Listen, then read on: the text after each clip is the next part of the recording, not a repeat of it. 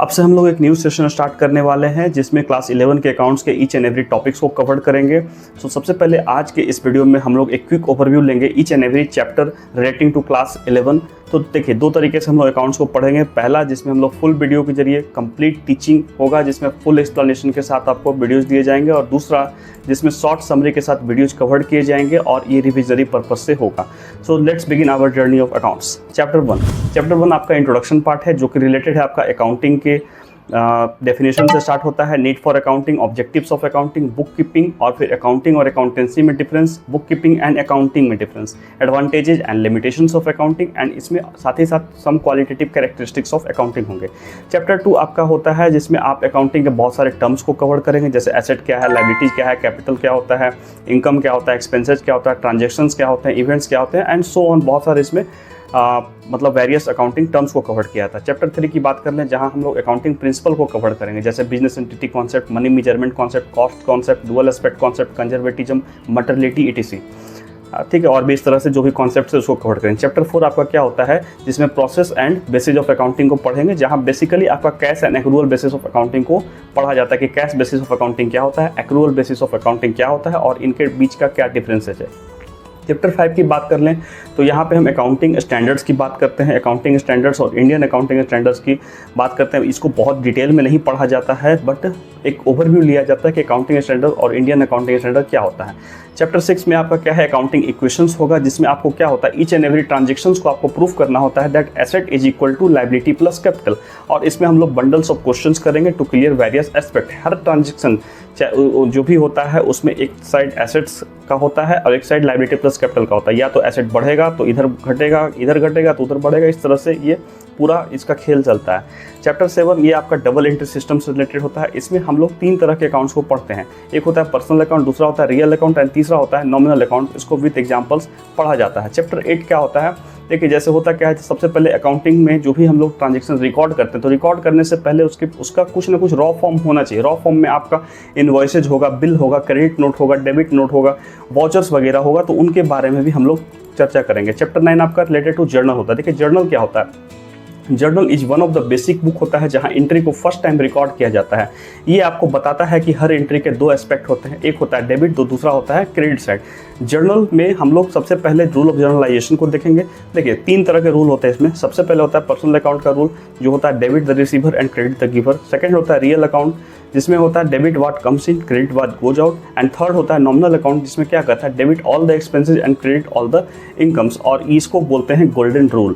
फिर आपको क्या करना है, बहुत सारे ट्रांजेक्शन्स को आप पढ़ेंगे, जैसे डिस्काउंट का, डेरिवेट का, बैंकिंग ट्रांजेक्शन्स का, फिर आपका बैड डेट्स का, इंटरेस्ट ऑन कैपिटल का, इंटरेस्ट ऑन ड्राइंग्स का, एंड मेनी मोर। आप इसमें जितने बहुत सारे अलग अलग जो भी टर्म्स हैं उनके हिसाब से क्या क्या आपका जर्नल का वो होता है, किस तरह से उसको रिकॉर्ड किया जाता है, वो इसमें आपको पढ़ना होता है। चैप्टर नंबर 10 आप आ जाएंगे, अकाउंटिंग फॉर जीएसटी इसमें होता है।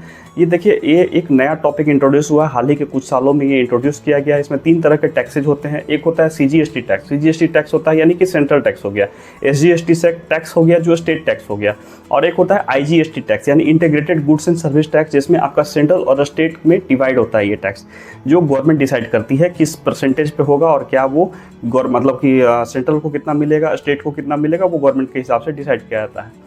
चैप्टर नंबर 11 में आ जाइए। चैप्टर नंबर 11 आपका कैश बुक होता है। कैश बुक जिसमें क्या होता है, बिजनेस का, देखिए जिस तरह से बिजनेस का साइज ग्रो कर रहा है तो सारे ट्रांजेक्शन्स को रिकॉर्ड करना पॉसिबल नहीं है एक जर्नल में। तो क्या किया जाता है, बहुत सारे अलग अलग बुक्स में रिकॉर्ड किया जाता है। सिमिलर नेचर ऑफ ट्रांजेक्शन्स को देखते हुए अलग अलग बुक्स में रिकॉर्ड किया जाता है। इसमें सबसे पहले होते हैं कैश बुक, जो भी कैश के ट्रांजेक्शन होंगे उसको कैश बुक में रिकॉर्ड किया जाएगा। दूसरा आता है इसमें परचेज बुक, जो भी क्रेडिट का परचेज होता है, क्रेडिट मतलब उधार पे लिया गया जो भी खरीदा गया उसको क्रेडिट परचेज मतलब परचेज बुक में रिकॉर्ड किया जाता है। सेल्स बुक होता है तीसरा, जिसमें क्या होता है क्रेडिट सेल्स यानी कि जो भी उधार पे बेचा गया उसको सेल्स बुक में रिकॉर्ड किया जाता है। परचेज रिटर्न बुक होता है, पहले उधार पे आपने खरीद लिया और फिर उसको रिटर्न कर दिया, ये होता है परचेज रिटर्न बुक।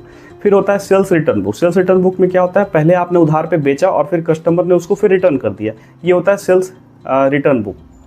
और एक होता है जर्नल प्रॉपर, जो भी ट्रांजेक्शन इन 4 बुक्स में नहीं आते हैं वो सारे ट्रांजेक्शन कहाँ जाते हैं, जर्नल प्रॉपर में जाते हैं। देखिए जितना ये देखने में लगता है कि ऐसे है वैसा कुछ नहीं है। It's all very easy concepts. Chapter number 12 में क्या होता है, सब्सिडियरी बुक्स के बारे में बताया गया है, जिसमें इन डिटेल्स आपको बताए गए हैं इन सब के बारे में। चैप्टर नंबर 13 होता है लेजर के बारे में, जिसमें जर्नल में जो भी ट्रांजेक्शन आपने रिकॉर्ड किए गए हैं उसको एक डिस्क्रिप्टिव पोस्ट किया जाता है इन टी शेप में, लेजर फॉर्म में, टी शेप में। जैसे कैश अकाउंट के ट्रांजेक्शन उसको कैश से रिलेटेड जो भी ट्रांजेक्शन है उसको कैश अकाउंट में रिकॉर्ड किया जाएगा।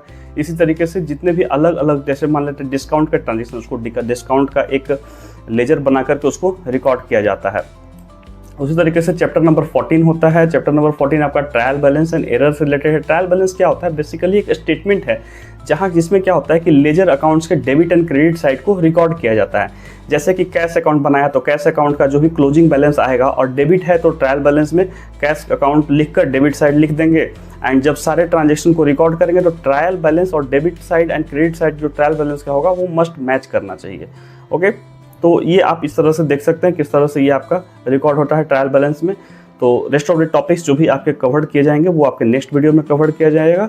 अगर if you like my content, do like, share and subscribe my YouTube channel. ऐसे ही और भी इंटरेस्टिंग वीडियोज़ के लिए आप मेरे चैनल पे जुड़ें, बने रहें। Thank you.